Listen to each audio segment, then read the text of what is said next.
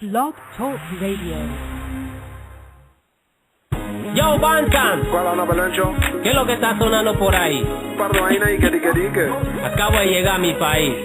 Suave, voy a esa vaina. Acabo de llegar a mi país. Uy, ¿y qué es lo que yo escucho por ahí? Rapeadores que están pegados, tan sonados. ¿Cómo va a ser? Con puro ritmo baiteado. Acabo de llegar a mi país. Uy, ¿y qué es lo que yo escucho por ahí? Rapeadores que están pegados, tan sonados. ¿Cómo va a ser? Con puro ritmo baiteado. Ellos son pura copia, siempre fotocopia. El mismo ringtone, pero desde otro Nokia.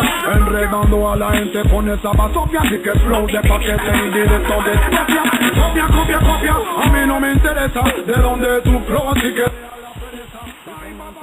que soda de tristeza. A estas alturas son pura copia y no son inéditos. All right, welcome to the Jeff Mayweather Radio Show. I'm Alex Iserman, and as always, we're joined by Jeff Mayweather. Jeff, how you doing tonight, sir? I'm good, and yourself?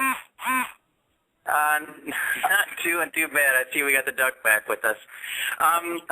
Anyway, we're going to bring on just a minute. We're going to bring Gabe Rosado on, fresh off his victory this past week on NBC Sports and a title eliminator bout against Charles Whittaker. He's going to be joining us in just 1 second.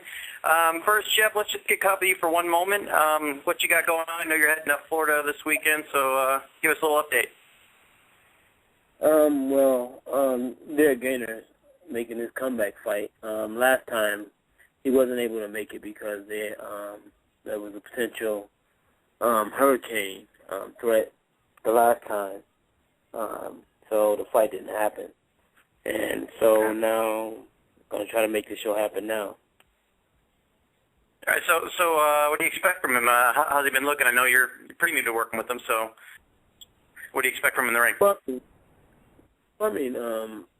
Well, for this fight, I really didn't get a chance to work with him too much. It's just that's why I'm going out a little bit earlier than I normally would, because, we got to, I've been down there last time, so, we have good chemistry, and we gel. The fact is that he just wants me in his corner, so that's why he's actually flying me down. All right. Well, we wish you luck with that, but we're going to go ahead and bring on our first guest here. Like I said, he just a lot of buzz getting around this guy right now. Just had a really impressive victory last week over Charles Whittaker. Lots of names being thrown around for his next opponent, so we're going to welcome him right now and see what he's looking to do. Gabe Rosado, welcome to Jeff Mayweather Radio Show. Hey, what's up? Thanks for having me. How's it going? Thanks for joining us. Congratulations on your victory. Hey, thanks a lot. Appreciate it. All right, so let's get into that a little bit. Looking around a little bit at your record, that kind of thing. You finally got some buzz going. You didn't have the best start to your career, but you've continued to get better and better and better. And you kind of become almost the face of NBC Sports. Their boxing coverage there. So I just want to get your. This was a fight you were really expected to win. Whittaker's a good opponent, but he really wasn't. Someone thought to be in your weight class, or I'm sorry, in your class at all. What kind of pressure did you feel going into the fight, knowing that you needed to look impressive to get to the bigger names that you wanted to face? I really didn't feel no pressure at all. Training camp went well. I trained extremely hard. The first 6 weeks I did it in my hometown in Philadelphia, so I got great sparring. And then I finished the last 2 weeks in Phoenix, Arizona. And, I was just real confident in my condition. And, I truly felt that I was going to put on a good performance, and I really wanted to go for the knockout and make a statement. Yeah, so you didn't feel any extra pressure, like I said, having someone that you're supposed to outclass. And not only that, but even though you had the buzz started to get around you a little bit, having the slow start, and people were finally giving you credit. But again, if you lost the fight, you get knocked down another peg, and you weren't worried at all that perhaps a bad performance and you wouldn't get the opportunities that now likely are headed your way. No, not at all. I have a totally different mindset. When I step in the ring, I'm confident. I believe in my ability, and I came a long way. I've been through a lot. The early part of my career was tough, But, you know, at this point in my career, it's just a whole different mentality that I have. And when I step in that ring, I'm just totally confident that I'm going to put up good performance. All right, first I want to welcome Carla J. She's joining us from Houston there. Welcome to the show, Carla. Hey, thanks. How's it going? Not too bad. You're here with Jeff, myself, and, of course, Gabe Rosado. Jeff, I want to ask you something. If you were handling Gabe going into a fight like this, you know, like I just mentioned, you know, a guy that he's supposed to beat, but with the potential of bigger, much bigger and better things on the line afterwards, how do you approach the fight, you know, where a fight that he, you know, you still need him to win, but you need him to do it impressively? Well, I mean, basically, I guess he did what was necessary, and that's basically you got to prepare. You got to prepare for, you know, well, act like you're fighting a beast, no matter what, if you're favored or not. I mean, the guy still has two hands, so he also has a chance to win. So you just got to, you know, bring your A game. You know, bring your A game to the ring, and you know, hopefully on that night, I mean, everything comes together, and you know, you emerge victorious in an impressive way. Now, as a trainer, are you more worried going into fights where your fighter's expected to dominate, or you know, a fight against you know, an equal or maybe even a better opponent?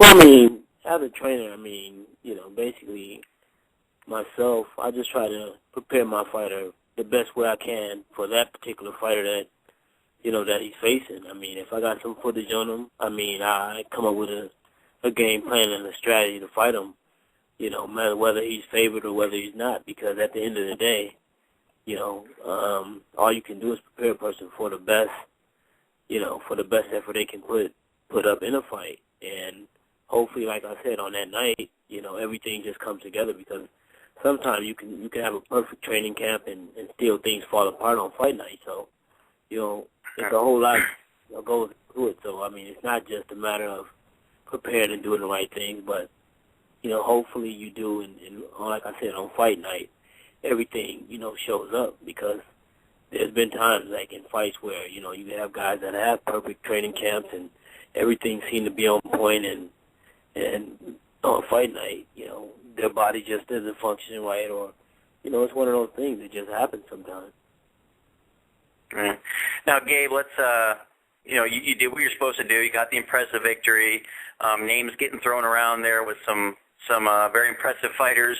You know, the most common thought is that, you know, you'd probably face off against K9 Bundrage for the IBF title there sometime in the future. Rather, there might be some issues with money, that kind of thing. Is that something you'd like to do, or do you want to take the giant step up and go to the even bigger names than him? And what's next for you? What are you looking to do? No, you know, K9, he's the IBF champ. You know, I would definitely love to fight K9 right away. But, you know, it's all up to K9, you know, where it is that he possibly might fight Berto. So, you know, but, you know, if K9's not next, you know, I definitely would like to fight a top guy at 54, you know, and keep it moving. You know, I'm ready for anyone at 54 right now. So if it's not K9, I'd definitely like to fight another big name in the division. Right. So you got some of their big names up there. Of course, you got Canelo, you got Austin Trout, you got you know, Bundrage, of course, up there, and then Cotto. So these guys, the thing I'm wondering is, you know, you're starting to build up, you know, especially with the NBC exposure. You're getting a little bit out there, but are you worried that you're kind of a high risk, low reward thing, and that your name isn't quite up there with theirs yet, and until you can beat those guys, you have to face them first? But are you worried that you know, maybe they don't want to give you the shot because they just don't see you know, like a high reward out of facing you? Yeah. Well, you know, I understand that, and you know, I'm just gonna keep doing what I got to do, and whoever they put in front of me, you know, I'm just gonna keep winning.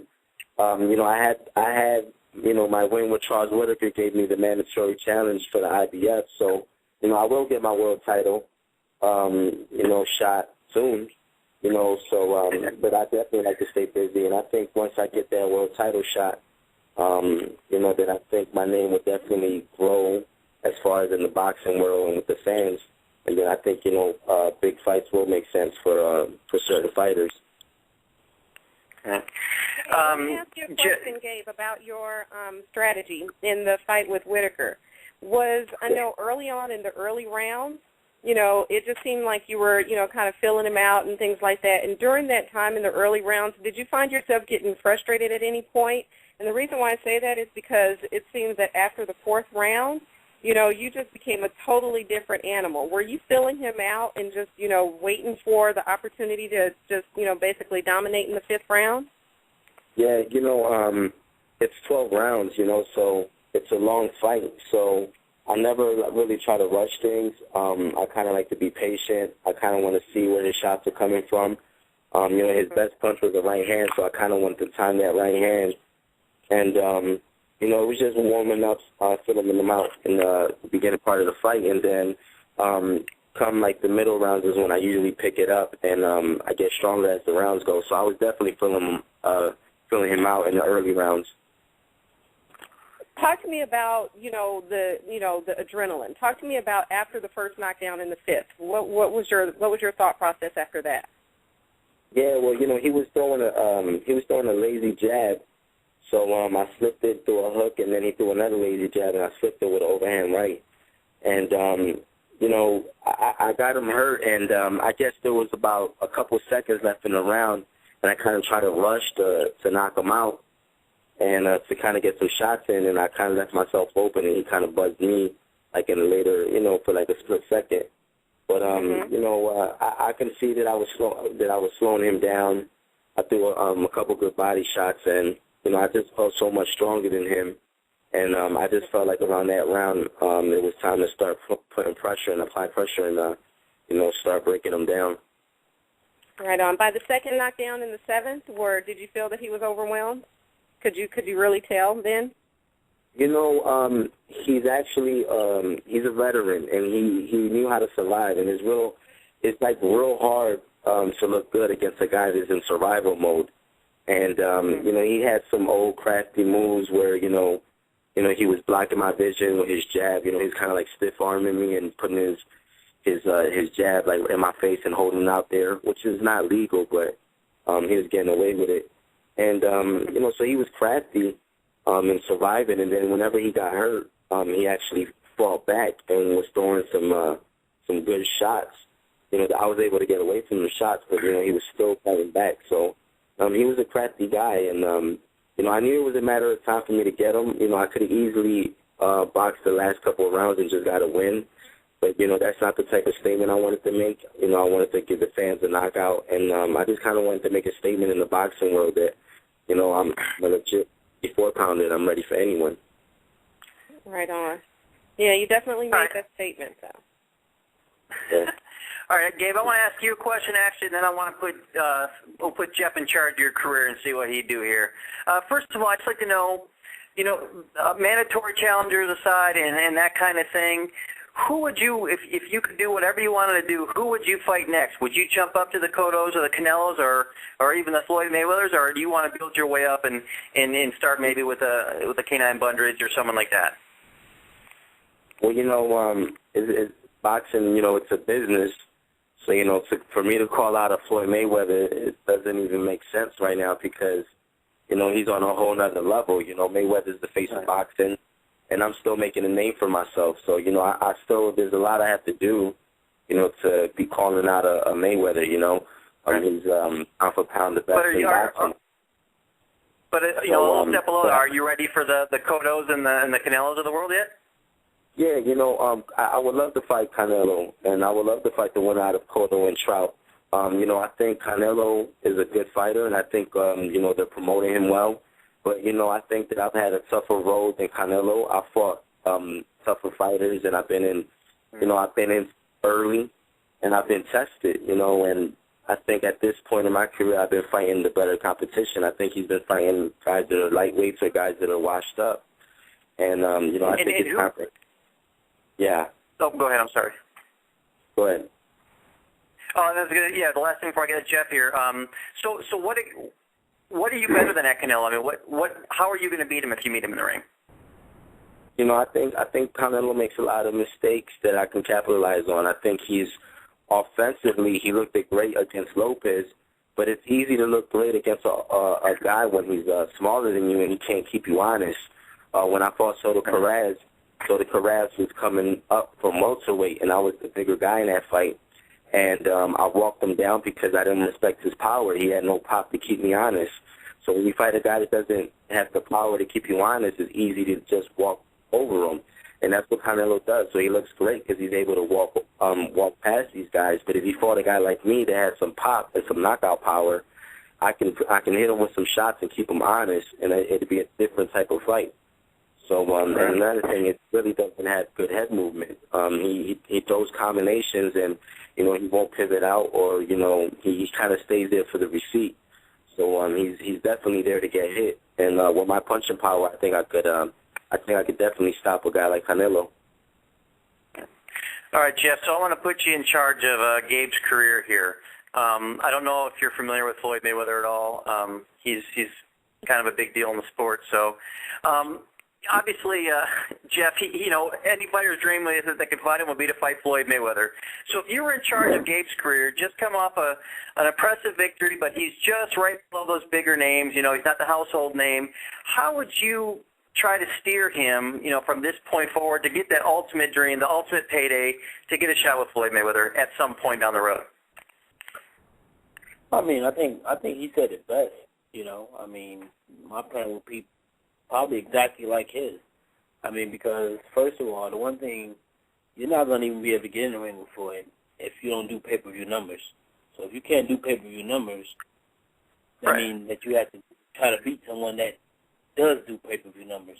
And Canelo is that. Well, that's what I'm saying. I don't think I'm not saying that he's there now. I'm saying, but to get him to the point, how would you direct him to the point where ultimately, a few fights down the road, hopefully, before Floyd retired, that he could fight him at some point? Because, I think we agree that he's not there at this point, but, there's fighters out there that could elevate him. So how would you direct him to get to that point? No, I said exactly like he said. I mean, Canelo would be the target. I mean, because Canelo does do numbers. I mean, even though he's young, and like he said, he's also a champion that's fought nothing but smaller guys. I mean, every fight is a smaller guy. Even the fight that's coming up that they're talking about now, they're talking about him fighting Madonna. So, I mean, he's a guy who's actually making a living fighting guys, 2 or 3 weight classes below him. So, that's not, even though he's doing numbers and he's popular and things like that, I mean, he's being protected. He's being very well protected. And, of course, I mean, once he's in there with someone that's actually his same size, that can, like he said, that can take his punch and also give it back to him, I mean, it's a whole different story. It's a whole different fight. I mean, even though, the guys that he's fighting they were, good fighters at a smaller weight, means nothing when they go up in weight unless, they're a special fighter. And obviously they're not special because if they go up and they can't get past the bigger guy, that's the reason why they can't, because they don't belong there. Yeah. How frustrating is it, Gabe, for you, a guy that's had some tough fights, really struggled to get there, and like Jeff had mentioned, they're talking about Maidana fighting Canelo again. How frustrating is it for you to see someone like Canelo who's, maybe not traveled as difficult a road, but he gets all the attention, gets the pay-per-view buys, and, really hasn't done what a lot of other fighters who have not achieved a success, at least financially, how frustrating is that for you? Well, it's not really frustrating because I'm just focusing on myself. I think it's I think if he was to fight Madonna, I think it's like almost a joke. I was surprised when they said Lopez. But if he was to fight Madonna, that's just, that's crazy. They're just overprotecting him. And, I'm just gonna focus on doing what I got to do. And, I'm the mandatory to the IBF. Once I keep getting these big wins and I stay active and I'm impressing the boxing fans and things like that, they'll demand that fight, and sooner or later it'll happen. But as for now, I'm just going to continue doing what I'm doing, and I think at this point, he fought Lopez. I think at this point he definitely needs to step it up and fight a bigger guy. Just curious about, when you first started in the sport. I know you didn't have an extensive amateur background, but you've done what most fighters have, and you had a very unimpressive start. I mean, you're by no means a terrible fighter, but your record wasn't that great going back to your loss against Ennis, your last loss there. How were you able to really turn it around and really elevate yourself to where you're at now? I mean, is it just, was it the work ethic? I mean, how were you able to become what you are now compared to then? Well, I think boxing is all mental, and I was just able to, mentally really put myself into the sport. I rededicated myself, I refocused. I kind of put bad habits behind me, things like that, and I just totally disciplined myself to the sport 100%.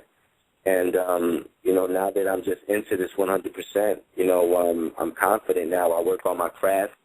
I study films. I do my homework, and I have an old school trainer. So the type of boxing that I'm learning is old school boxing. My trainer Billy Briscoe from Philadelphia. We study films on Ray Robinson, Joe Louis. So we work on our craft, the old school craft. And it's kind of a lost art in boxing right now. And I've been displaying those type of skills in my last wins.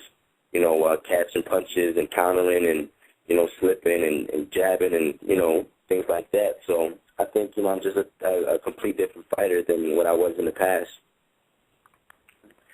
Jeff, how important is it for your fighters? The mental part of the game there. Like Gabe was saying, he have the mindset for it. I mean, how important is that to the overall success? Well, don't get me wrong. Sometimes you can win a fight, if your mental game is, don't get me wrong. A lot of times, on the highest level, you have guys like Mike Tyson was a master at, getting inside a guy's head, by mentally staring him down, things like that, and then once you get that person and they're out of character, all of a sudden, mentally, you're already inside their head. Floyd did it to Cotto. Cotto was always cool and calm and collected and so on and so forth. And then Floyd finally got in his face and then pissed him off. And then everybody seen a different side of Cotto because he couldn't keep his cool. And that just, and that's mentally Floyd getting inside of his head. So, that's a big part of it, But the thing is that, of course, the mental part is a large part of the game, but of course you also got to be physically prepared as well to deliver. So, it's a combination of both, but sometimes you can mentally break a weaker opponent down. What kind of mind games, if any, do you play, Gabe, with the other guy? Do you any intimidation or any special tactics you use? I think basically what I really don't do none of that. I come in great shape, and I think my relentless attack pretty much breaks a guy down mentally. I have a strong mind, a strong will, and I think it's what makes me the fighter I am. I could have easily quit, when I had my tough road in the beginning part of my career. Because I only had 11 amateur fights, and I started boxing at the age of 18. So I was learning on the job, and pretty much like the beginning part of my amateur career was, the beginning part of my pro career was like me learning on the job.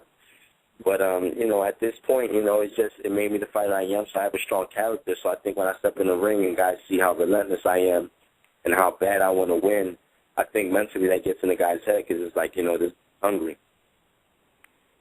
Jeff, next I'll get to you in a second, Carl. I'm sure you got some questions. But, Jeff, any other fighters you can think of that you worked with specifically that had an unspectacular start to the career and then really turned it around the longer they got on the job and the longer they were boxing? No, not on a professional level. Kevin Newman is, basically on an amateur level. He was a kid who started out, horrible, and now, he's a very solid amateur, and I think he's even ranked in the top 10 in amateurs, or at least the top 15. But I know that, with him though, it was a condition that we didn't know. It was called athletic allergy or something like that. The harder you train, the sicker you get, and so, but it can be treated. But I mean, he was a guy who, he turned his career around, and but he's just a young kid, and he still has a whole long time to, for his career to even get started as a professional. But he was one kid that, did turn his career around. But me as a pro, I never had anyone that, that actually was fortunate enough to turn a career around, especially to get to the level where Gabe's at right now. Well, it's not to say that Gabe was horrible by any means. He had a good record. He was very impressive, but he wasn't at that, obviously at the championship level that he is at now. Anyways, Carla, go ahead. I'm sure you had something. You know what? That was basically, the lines that I wanted to go along is, his training camp. What's different now, other than we hear that you rededicated yourself, but what's different now than it was back then? Because, now we see a lot of the photos, we see a lot of exposure with you during training camp, and it looks like you are just relentless, like going hard. What is it that's driving you that's different? What are they doing different with you than they did in the past? Well, I think now is I'm fortunate to train 24/7. I didn't have that career where things were handed to me. My whole boxing career, I had to hold a job down. From working construction and having really tough jobs to survive. Now I'm blessed with getting good fights and getting paid better money and being taken care of. And now I can just train 24/7 and I don't have to worry about working because holding down a job and training for a fight is extremely hard. When I fought Angulo, I had my daughter was just born, and I was working construction from 4:30 in the morning till about 4 in the afternoon. So to do that and train for a 12-round fight is extremely hard. And a lot of fighters that don't have it easy have to go through that, and that's what I had to go through. But at this point, I train and I take full advantage of that because I know what it is to work and have to train. And that was really hard for me. And now that I'm fortunate to just train, I take full advantage of it. I have a strength coach who I train with in the morning time, and then I do my boxing and my sparring, and I do my running, and I'm able to train and rest. And it's made a big difference in my career. Mm-hmm. One thing, we just have a couple minutes left here, and then one thing I want to ask you, too. Almost as important is your success in the ring and how well you do is the people behind you that are supporting you, that are promoting you. And I want to embarrass her a little bit because I know she's listening, although she didn't call in. You have Michelle Rosado behind you, who I don't think anyone has Twittered or Facebooked more about any fighter than she does about you. How important is it, to have the people behind you, and what is someone like Michelle meant to you in your career? Yeah, my team is extremely important, and Michelle, she actually allowed me and my trainer to stay over her house, and she took good care of us in Phoenix and hooked the sparring up and really took good care of us, man. And she definitely is a big part of my training camp, and my whole team, my strength coach Jason Sargis. He definitely has made me stronger and faster as a fighter. And my trainer, Billy Briscoe, man, this guy's like family. Me and Billy Briscoe, we stay up literally till about 3, 4 in the morning studying films. And Michelle will tell you, Michelle, she go to bed and me and Bill are like in the living room watching Mike McCullough, the Body Snatcher, and James Toney, and, watching Floyd Mayweather and Bernard Hopkins. And, we study film since 4 in the morning. So my team is extremely important, man. And I have a strong team, and they all believe in me, and it's a beautiful thing to have. Yeah, that's the thing I think people don't realize, that no matter how good you are, if you don't have the right people behind you, you can only get so far. Anyway, we're about out of time here. It was great having you. First of all, I want to, Carla, folks can follow you where? On Twitter. It's The Real Carla J on Twitter. All right, so check her out there. And, of course, Jeff is at Jeff Mayweather 1 on Twitter, and then ProBoxingInsider.com. Gabe, thanks so much. It was congratulations again on your victory. We're really looking forward to seeing what's next for you. whether it be against Kenan Bundridge or you get in there against Canelo or Austin Trout or whoever it might be. Just looking forward to it, and love to get you back to anytime soon. Thanks a lot. Thanks for having me, guys. And then, before, where can they follow you at? Yeah, they can follow me on Twitter at Gabe Rosado. All right, we look forward to it. And Jeff, have a good time. Good luck on your fight down there in Florida. All right, thanks. All right, we'll talk to you all later. Thanks. All right, bye-bye. ¿Qué es lo que está sonando por ahí? Vaina y que. Acabo de llegar a mi país. Suave, oye esa vaina. Acabo de llegar a mi país. Uy, ¿y qué es lo que yo escucho por ahí?